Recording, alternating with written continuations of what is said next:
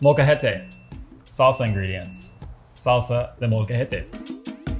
The goal of this salsa is to create a kind of rustic, chunky finish. It is not meant to be pureed perfectly.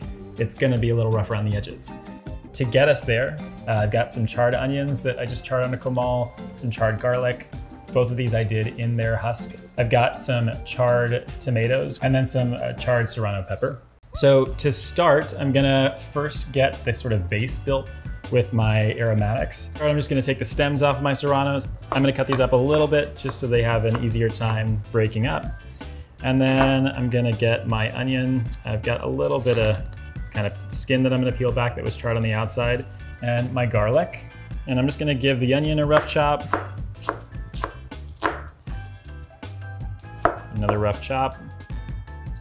And I'm gonna add a little bit of salt. This is sort of like an abrasive aid to help grind this down a little bit better. Yeah, I'm gonna do this for a minute or two until I start to kind of build up a little bit of a paste. It doesn't need to be a uniform paste. Again, this is like a rough, rustic salsa. I have just single-handedly done this entire molcajete from start to finish. Faster! Got my tomatoes ready to go. These are pretty soft. You want them to be soft, otherwise you're gonna work a little bit harder. Harder! I'm gonna do like a tomato at a time just to kind of pop it open.